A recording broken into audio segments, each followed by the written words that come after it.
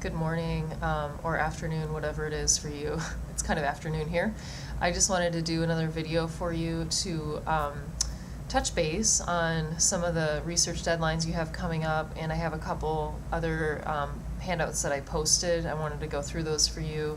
Basically, they're examples of what these research deadlines should look like. The research for the ethnography is not very cut and dried, just simply because we're observing people, we're in the field. So if you're finding it a little bit complex, or like you're fearful you're not going to be able to get it done, just hang in there. And even if you're late with an assignment, the main idea is that you're getting it done so that you can incorporate that into your writing. So the one that was due, I'm going to go to our page here, the research that was due yesterday or this morning, however you want to put it, was deadline number 1. And I'm just going to show you an example. I finally got one posted. I wasn't able to until today, which I know that probably would have been helpful for you to have seen it. But this is what you were supposed to do for the first deadline. You were to find 5 pieces of information from the internet: photos, video, or audio. And this example shows you in the blue, you're supposed to include these 5 URLs, okay, a combination of all of those. In addition to that, for 3 of them, you were to write a paragraph, not summarizing, what the photo was or the video or whatnot, but you wanted to analyze and explain, why did you pick this? Why does this represent the culture that you're discussing? So that's what that is. The second part of the assignment was you needed to just find a couple research sources. These are scholarly journal articles. You can also use books, format them according to MLA. Again, Chapter 12 in the Curious Writer, or what is it called? Yeah, the Curious Writer has the MLA guidelines. You can also find those online. But this is, you can just combine your 2 works cited entries with the rest of the information for this first deadline. So work on that. If you have questions, please email me about that.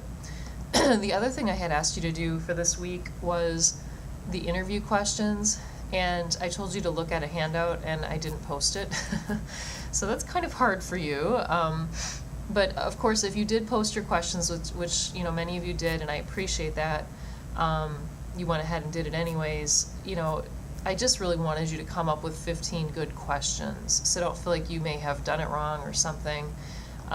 This handout, I'm just going to open it to show you, just shows you different types of questions that you could form. Once again, ignore this deadline. This is for, in fact, I'll fix that. I'll take that off of your version of this when I'm done here. But in any case, it just gives you an explanation of, like, first of all, how to go about doing an interview. It tells you about when to set up, you have to set up a time, be on time, use a recorder, things we've kind of talked about already. And then I gave you a suggestion here of how you can conduct the interview. Be sure to tell the person who you are and what the purpose of this is. Make sure you ask if you can record it, if you can use their real name.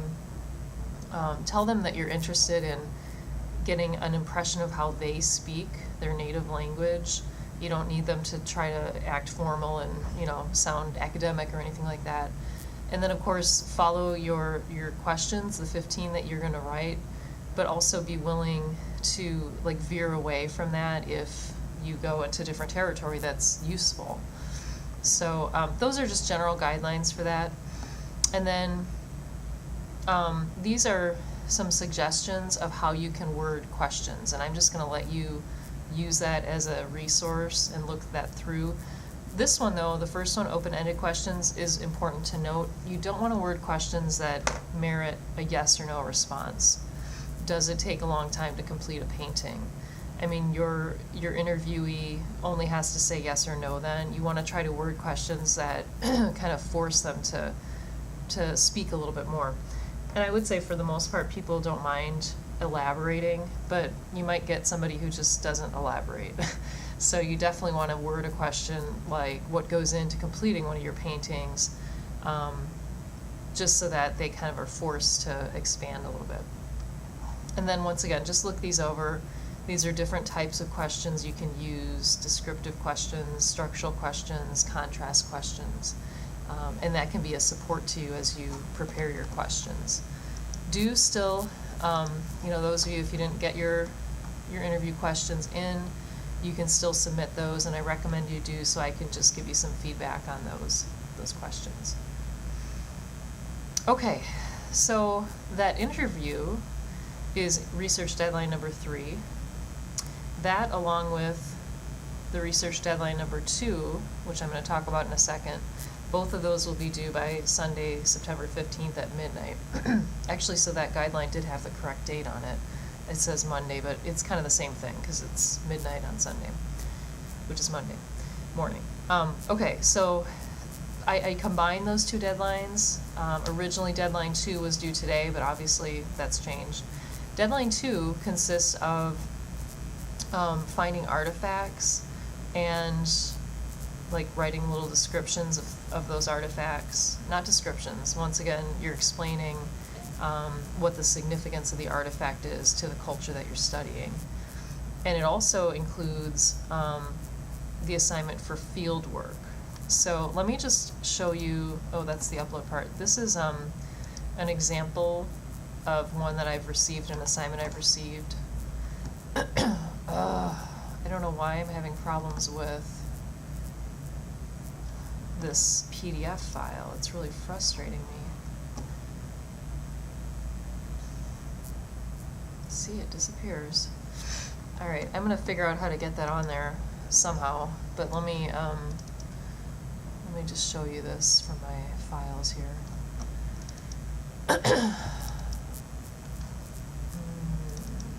Okay, this is research deadline number 2. Okay. Well, gee, I wish I could make that bigger. Let me zoom in a bit here. This is an example of field notes. Okay, so clearly the student probably should have put the date. I guess the date is over here. But, went to this place, the Healing Place Church, and was participating in or observing an AA meeting. What I want you to for sure put on here is the location, the time, and then the date as well. You can be as detailed as you want. This person did different times for different observations. But I'm not as concerned about that as just getting the basic information down, where it was, when it was, the date. And the other main thing you want to keep in mind while you're writing up your field notes is in the left column you want to do observations, and then in the right column you want to list just kind of your reflections or ideas about what you're observing. So the left side is just simply facts in a way, but the right side is you interpreting a little bit what you see. So go ahead and read through this. Again, I'm going to have to figure out how to get that to you, and I will. But that's an example. Another place you can go, of course, is the Curious Writer. And I have that e-text pulled up here. This is on page 361. Here's an example of field notes, which look really identical to that student example I just showed you. And it just gives you gotta flip pages here. It just gives you the 2-column explanation as well. So that is what you need to be doing for the research deadline number 2. Again, finding artifacts, 3 of them, writing, a little explanation, of each of those artifacts. And obviously you can't submit the artifacts to me. I would appreciate it if you could in some way send me photos or send me links to photos so at least I can see what artifacts we're talking about. While you're analyzing your artifacts, this is another worksheet that can help you. It just simply is a worksheet of questions that you can go through. If you're like, I don't know what to say about this artifact, these questions can help you kind of develop your thoughts. They may not all apply to whatever it is that you found, but once again, this handout can be a guide for you. It can help you to do those little paragraphs. This is that artifact analysis worksheet. So that's for number 2. Research deadline number 3, also due on the same day, again, is the interview. So, excuse me, set aside a time to meet with somebody. I did say you should aim, I would say a good interview should be at least 20 to 30 minutes. You may want to, if you can stay longer, great. It just depends on how the conversation goes. But as far as completing the interview, I gave you, I gave you an example here that we can look at.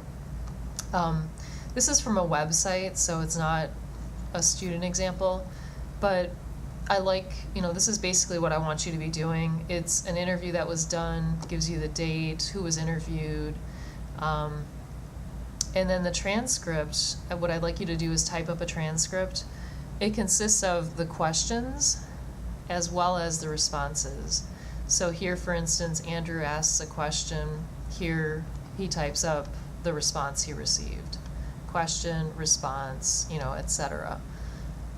So the method I would like you to use when you are creating your interview transcript is just like what is on that website.